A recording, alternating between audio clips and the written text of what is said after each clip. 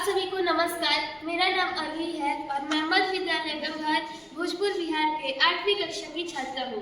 मैं आप सभी के समक्ष आत्मनिर्भर भारत के ऊपर अपने विचार प्रस्तुत करने जा रही हूँ। तो हम सभी देखते हैं कि भारत के गांव में प्रतिदिन सैकड़ों क्विंटल गोबर निकलता है और वह खुले में रहने के कारण वातावरण को प्रदूषित करता है। इससे कई सारी बीमारियां भी फैलती है, मच्छर का उत्पादन होता है और कीटाणुओं का भी निर्माण होता है। तो हम देखते हैं कि हम इस गोबर को कैसे एक गैस के रूप में बहुत से जगहों पर उपयोग में ला सकते हैं। तो देखिए कि यहाँ पर एक गांव है जिसमें यहाँ पे बहुत सारा गोबर है जो ऐसे ही खुला में पड़ा हुआ है और वातावरण को प्रदूषित कर रहा है। और तो हम एक बॉक्स बनाएंगे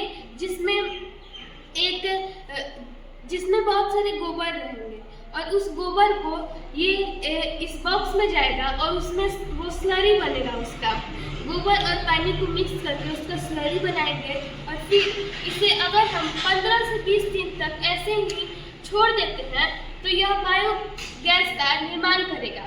मतलब जो गोबर में मिथेन गैस निकलता है वो बायोगैस के रूप में परिवर्तित हो जाएगा। तो जब ये बायोगैस में परिवर्तित हो जाएगा तो ये हमारे लिए रसोई गैस में भी उपयोग में आ सकता है। पर अगर हम इस गैस को कंप्रेस्ड कर देते हैं यानी कंप्रेस्ड बायोगैस बना देते हैं तो यह हमारे लिए बहुत से क्षेत्रों में कार्य में आ सकता है। और जैसे परिवहन के लिए ईंधन के रूप में जैसे हमारे पास अभी गैस है सीएनजी, तो उससे गाड़ियाँ चल सकती हैं। तो इसी तरह सीबीजी से भी यानी जी है तो सीबीजी भी हमारे लिए वाहन के परिवहन के रूप में उपयोग में आ सकता है। और दूसरा है रसोई गैस, यानी इससे हम भोजन बना सकते हैं। और इससे पाइपों के द्वारा हम अलग अलग इंडस्ट्रियल क्षेत्रों में इसे भेजकर बहुत सारे लाभ उठा सकते हैं। इससे बहुत सारी चीज़ों का निर्माण हो सकता है।